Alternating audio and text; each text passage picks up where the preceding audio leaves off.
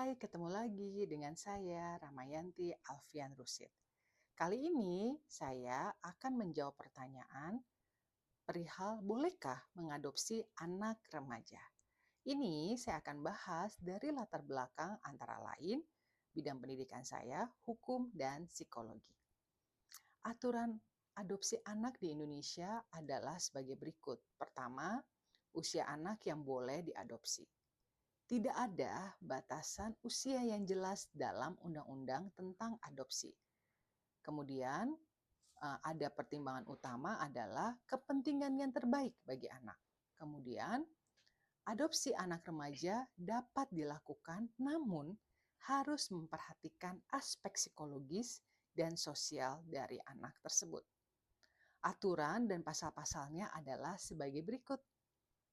Undang-Undang Nomor 23 Tahun 2002 tentang Perlindungan Anak. Ini mengatur tentang hak-hak anak, termasuk hak untuk mendapatkan keluarga.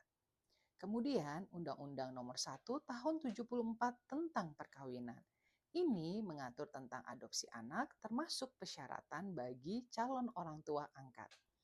Kemudian Peraturan Menteri Sosial Nomor 25 Tahun 2014 tentang pedoman pelaksanaan pengangkatan anak, mengatur tentang prosedur dan persyaratan adopsi anak.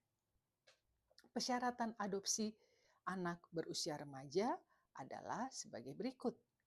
Minimal untuk usia calon orang tua angkat adalah 30 tahun dan selisih usia minimal 16 tahun dengan anak yang diadopsi.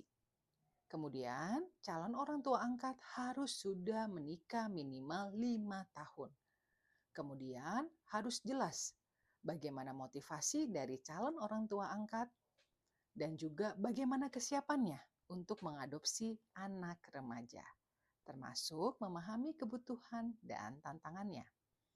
Anak remaja yang akan diadopsi juga harus memberikan persetujuannya. Kemudian bagaimana prosedur adopsi? Yang pertama, pengajuan permohonan.